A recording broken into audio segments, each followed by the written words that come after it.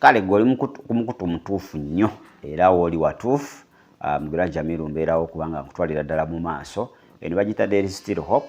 There is still hope to AJ Media, Dreams and Visions. Je mikutu gyaffe gyonna gy'osobola okuba ng'oyitako ate ku TikTok n'emikutu emirala gye tuli osobola okuba nga ate otusanga kitundu kyaffe kyakubiri nga tulaba ku spiritual mapping. We twakomekereza anadde nkuwa ensonga 3 oba ebintu 3 byolina okuba ng'obeera nabyo. Research owa Katonda, divine research, ne twayogedde ku divine revelation ate ne confirmatory evidence. Byolina okuba ng'oli nabyo osobola okuba nga ate otambulira wamu ne spiritual mapping. Nga we nagambye nti physicians abeera ne apparatus oba abeera n'ebyuma byagenda okuba nga ate akozesa okuba nga akebera yeekenneenya kye tuyita internal organs alabe kiki ekizibu ekiviiriddeko okubanga embeera eyonooneka. Naye katusabe Kitaffe oli mulungi olw'ekiseera kino kitundu kyaffe kyakubiri atwaniza Omwoyo Omutukuvu ajja atusomese era atuyigirize bitubadde tetumanyi beba betubadde tubuusabuusa tonyeka mu ndagaano y'omusaayi gwo mu Kristo Yesu Omwana wa Katonda tusabidde amiina. Kale ndowooza awe twakomekereza oba akatuuka subscribing nga like nga sharing akagamba join ako kakulu akakooneko obuweereza obutwalira ddala ate mu maaso nnyo ddala. Ndowooza kitundu kyaffe kyakubiri kye tugenda okuba nga tetuyingiramu akaseera kano obutamala kibudde. Dreams and Visions gendayo channel yaffe ekwatagana ku birooto nakwolesebwa ogendayo osangayo video ezigamba how to use spiritual mapping in dreams and visions. Okozesa spiritual mapping mu birooto n'okwolesebwa era tugenda kuba nga tukulukira engeri y'ogikozesaamu. Ezo video gyezisanga eyo ku channel yaffe. Saba linki obayita ku namba zaffe ez'essimu. Kati wenna kusiibulidde nabadde nkugamba nti kasita omala okubeera ne kye tuyita complete and actual data y'ebiri ebintu ebisatu bye nakuwadde kyekiddako kyekino. 1, you identify. Jukira oba omaze okukola research ofunye okubikula okw'obwa Katonda ate ofunye ne evidence eri confirmed, then you start to identify. Otandika okuba nga ebintu obirondamu oba obigradinga ogamba kino kiri n'obigradinga tukiyita spiritual categorizing things. Ebintu n'otandika okuba nga mu nsi ey'omwoyo obiteeka mu mitendera gye bijjaamu si katogo. Ebintu byonna ekizibu kyaffe ebintu byonna tubizingira wamu bijanjaalo muwogo nyama biki byonna ate yo nsimanyi ebyo mmere kikaaki. You have to categorize. Now these are territorial what? These are territorial spirits. These are regional. These are clan. These are this. Okitegede notandika okuba nga you categorize. So you identify. That's step number 1. Kasoba nga ofunye that complete and actual data. You start to identify. 2, you make strategic. What strategy? You make strategy. You make strategy. Strategy yeki notandika okuba nga onoonya engeri. Strategy n'oluka kakati kino ngenda kukikola weti kino ngenda dealinga nakyo wenti kino ngenda dealinga nakyo wenti kino kyetaaga naku 3 mukama ngamiza naku 3 kino kyetaaga kwenenya kino kyetaagamu okusiiba. Jukira oba olina divine revelation toba tokozesa bwongo obwo biri bye nasoose okugamba. Olina divine revelation yeekulaga kino kyetaagamu kusiiba. Divine revelation oba okubikula okuba Katonda nekulaga kino kyetaaga kwenenya kino kyetaaga kuba nga okola ki osonyiwa kino kyetaaga kuba nga oba kuguyamba ebintu ebifaanaganako weebito. Those are strategies. Number 3, nokola kye tuyita methods n'onoonyereza. Methods employed by spiritual forces of darkness. Nokola research gino emyoyo gikozesa bukodyo ki, ngeri ki, mikutu ki, miwaatwa ki gye bakozesa. Omulabe olina okuba nga omuyiga. Omulabe ono akozesa bukodyo ki okunkuba. Okitegedde omulabe akozesa bukodyo ki okunkuba. ekisoko you have to omaso identifyinga ekyokuyokoza strategy oba method zogenda okubanga olumbiramu omazo bigrading oga kati kino kyetaaga nkigradinza kiriwo ekiti kati okulumba kwakyo kuli wekuti kino kiriwo ekiti okulumba kwakyo wekuti kati womalo bigradinga ate tokomaawo n'omanya nti weewawo ngenda kulumba naye ate omulabe wange akozesa methods ki akozesa mitendera ki oba biketezo ki byayitiramu okubanga nkuba oba okubanga mpangula oba methods zayitiramu n'olaba methods zayitiramu n'olaba weakest point ze n'ogamba we muyita wano mukuba okusinziira ku method ye we naamuyita wano ngenda musabula kyekiyita methods employed by spiritual forces of darkness n'ozimanya kankubuulire buli wootamanya mulabewo bukodyo ki bwakozesa nkuba jja kukubamu bunafu bwe togenda musobola niwaliba nga munafu yenkana atya ayinza okududuuma n'olowooza w'amaanyi ffe twali bato ng'omuntu munafu naye nga akupikapika yogera bino nja kukuba obuke mu bbanga nkube nnuumye munoyita mu kamooli sala wano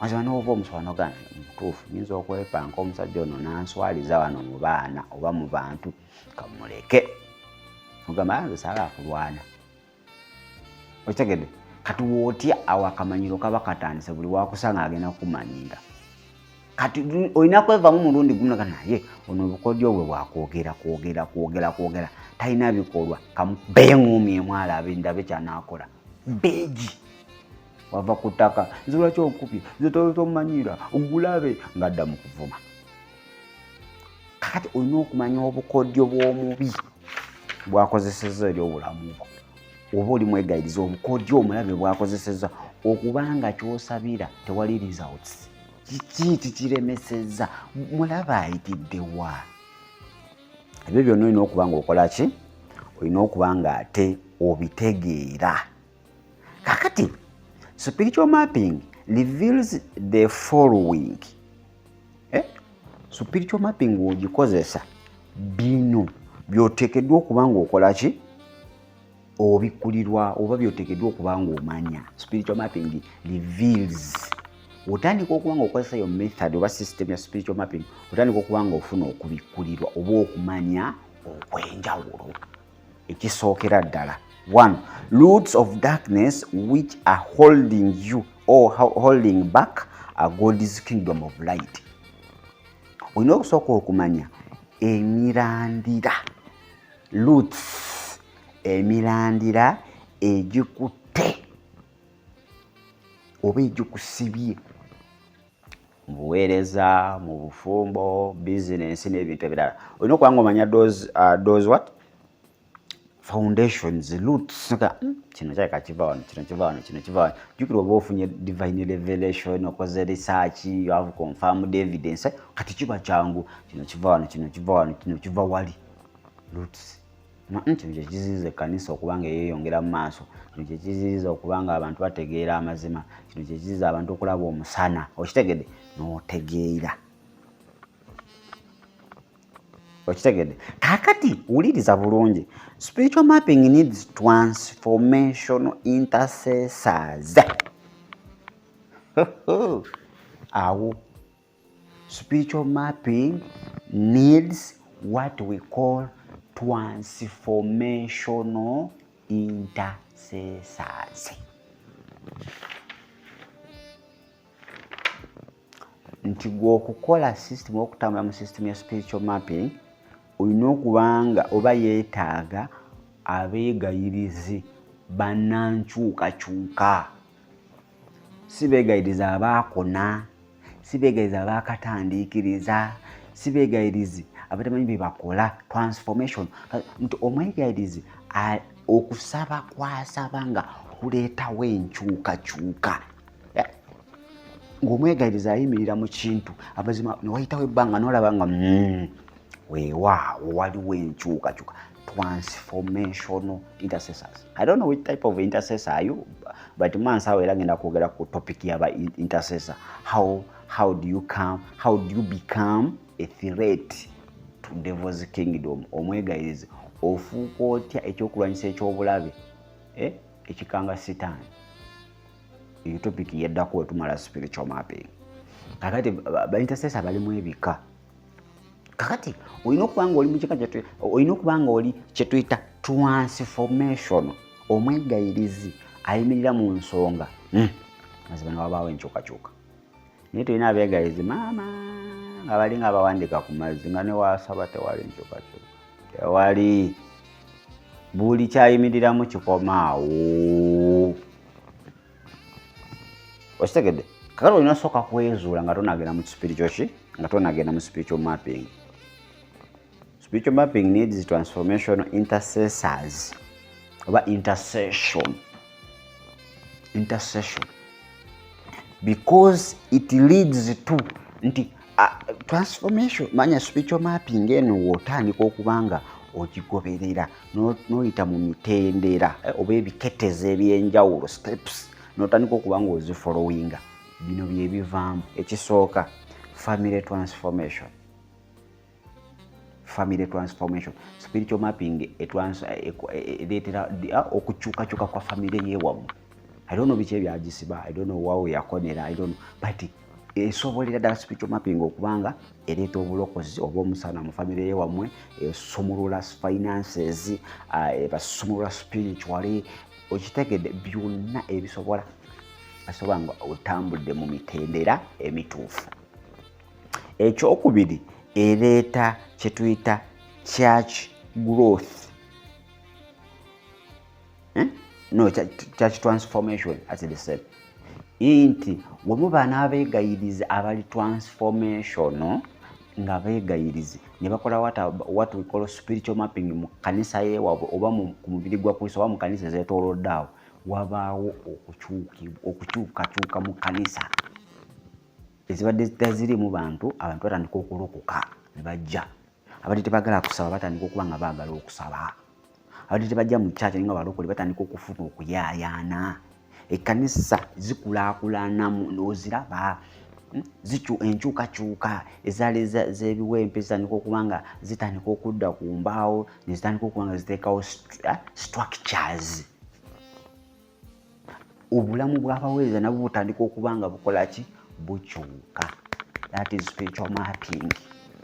Ereeta church transformation. Ekyokubiri city transformation. Okukyukakyuka kw'ebibuga. Tugeze Jinja, nti Jinja ettamiro lingi, ettamiro likendeera. Jinja obulogo bungi, obulogo bukendeera. Jinja obutemu bungi, obutemu bukendeera. Jinja ekkanisa ntono, kanisa zeeyongera. Town transformation. Ekibuga tekikula, waliyo ebibuga oba obwalo we twazaalibwako nga wavaayo emyaka 2 naye oddayo nga we wakaleka we kali. Buli atandika okuzimba ennyumba ekoma ku musingi oba ku madinisa nekomaawo bagiroga. Kakati waliwo abantu abakutte transformation z'ebibuga, enkulaakulana z'ebibuga nga bazikutte. Buli ayagala okuleeta change mu kibuga oba breakthrough oba enkulaakulana bamuloga.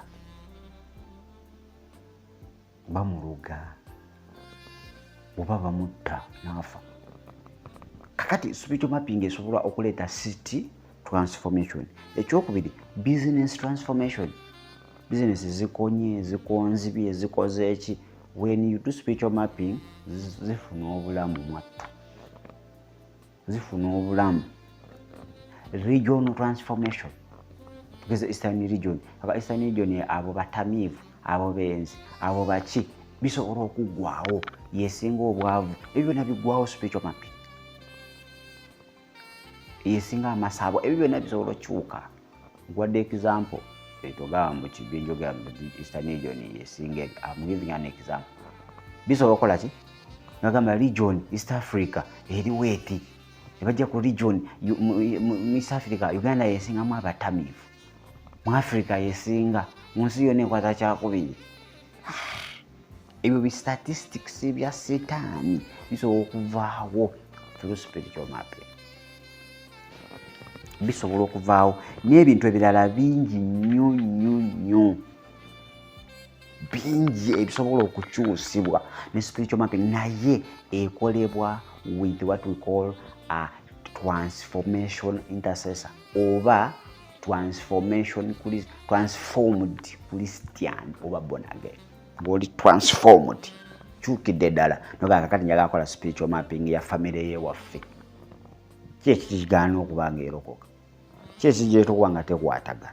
Waki ffenna tuzaalira ku lujja? Ffenna basenga ffenna tuli ku lujja tuzaalidde. Lwaki tetusooka district? Lwaki tetukulaakulana? Lwaki tufiira ku myaka 2? Lwaki you do spiritual mapping? Nagambye olina okukola divine research, ofune divine revelation, ofune confirmed evidence. Kati ebyo bifuna ne bikuwayo kyetuyita complete data, complete and actual data. Aso akuviirako okuba ng'okola identification n'okola strategies n'omanya neki n'omanya ne methods omulabe z'akozesa. Ebyo byonna olina okuba ng'obitegeera bwe tuba twogera ku spiritual mapping. Nagambye ekitundu ekisooka I don't advise omuntu yakalokoka okukola spiritual mapping. Wabula togenda bisobola, togenda bitegeera, ogenda kutomera. Bino ebintu byabuzeeba.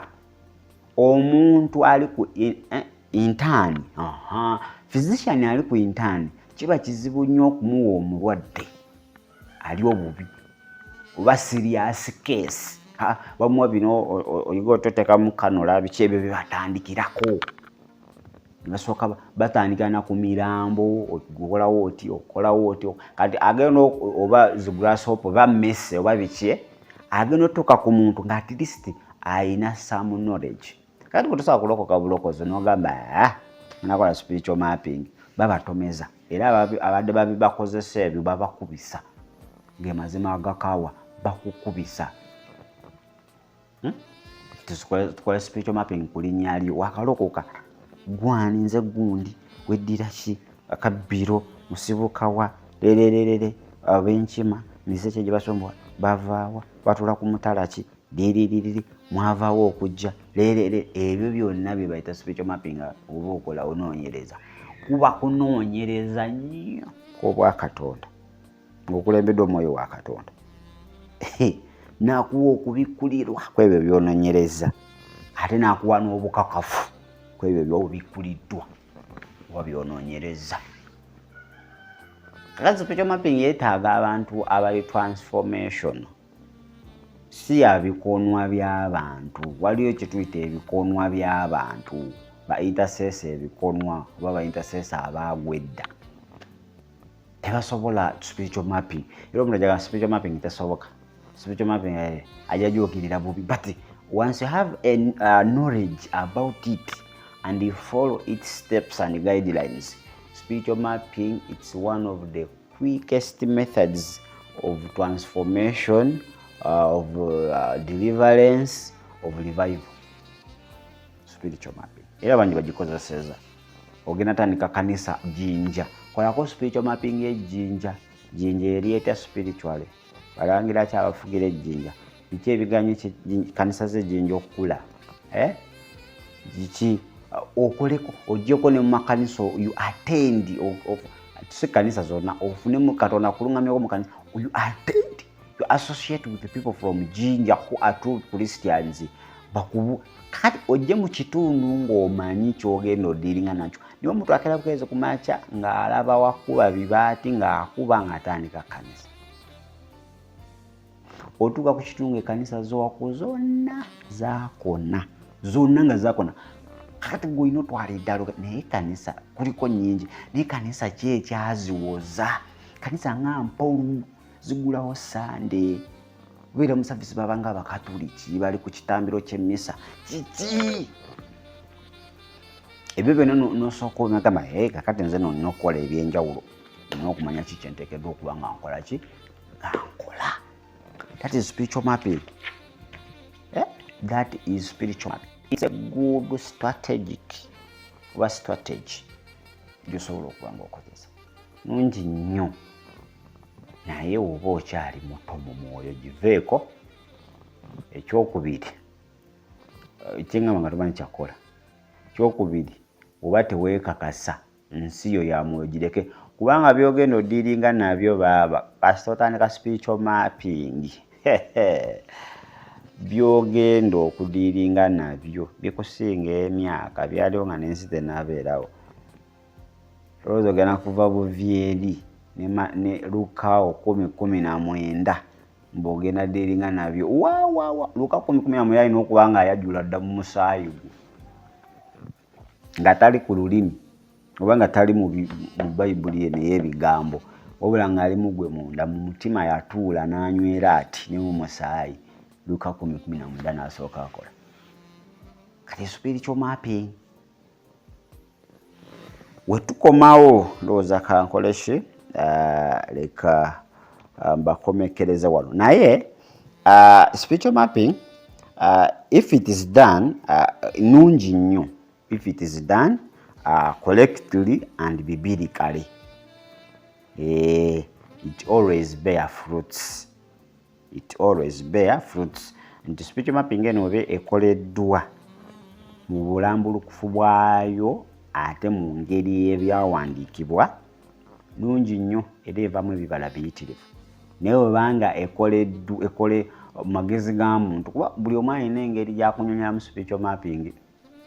Omuntu ajja kugamba ebintu omuntu ate tuula saddaaka famire yamwe ezawaayo zitya naawe oweeyo saddaaka ate togenda waayo nti tetokya saddaaka ate aba kugamba ssente kitege ate gwe olina okuwaayo ng'eyo nnene ku zaabali ate spiritual mapping yo mwewa Mukama ataakuyambe n'akuluŋŋamya obagenda kukutomerezaamu. Erina disadvantages eriddeedire nga bwe tunaalaba ng'ekomekkereza. Kyova wano nkugambye if it is done correctly and biblically, it will always bear fruits. Kasaba ng'ekole naye w'oba tomanyi gikozesa togeza egenda kukukuba egenda kufuula mulogo. Abantu abakola spiritual mapping nga tebagikoze mu butuufu bwayo oba nga tebagikoze mu bulambulukufu babanga basamize. Nza kubuulira ekkanisa ezo ziba nga nsamize naye nga ziba zaali zitryinga kola spiritual mapping naye ne batagoberera mitendera gyayo ne bakomekereza nga baba nga abasamize. Batandika okuga kino nolaba nga almost balinga abadiiringa n'abafu, balinga aboogera n'abafu, balinga abeeraguza. Spiritual mapping nga tomanyi gikozesa maama otandika n'okwogera n'abafu. Otandika okuba nga weeyogeza wekka, otandika okulabikirwa ebintu by'otategeera, otandika okufuna okubikkulwa kw'otategeera. Sitaani atandika okuwa obubaka n'olowooza Katonda. Otandika okulowooza nti baakuloga, otandika okulowooza nti oliko ebikolimu, otandika okulowooza ebintu eby'enjawulo oba tomanyi koza spiritual mapping. Era ova wogenda mu kkanisa etamanyi kozesa bulungi spiritual mapping, ogenda ovaayo nga omanyi obaakuloga, oliko eddogo, bwakukolimira, tolina mukisa, oyitaga kwe okitegedde. Naye oba omanyi okukozesa spiritual mapping ebyo byangu nnyo. Niba nga bituufu byangu byakudiiringa nabyo. Ne wano oddamu kweraliikirira ate n'oggula nzigi ndala. Kama atuyambe. Kale ndowooza tusigenda sukka wano. Ekitundu kyaffe ekyokubiri kakikomekereze. Bwe tunadda mu kitundu ekyokusatu kya spiritual mapping tugenda kulaba kye tuyita 3 levels of spiritual mapping. Ebiketezo bisatu ebya spiritual mapping oba 3 types. Ezo za types nenze njaga kukozesa kigambo level. 3 levels. Spiritual mapping erina level. K'otandikira ku level number 2 bagenda okukukuba. Wali abatandikira ne ku level number 3 kuba ziri level 3. There are 3 levels. Esooka, eyokubiri, eyokusatu. Esooka tugiyita ground level. Eyokubiri tugiyita cult level. Eyokusatu tugiyita strategic level. Oyina okumanya waawe oyina otandikira. Otandika ku strategic wedde.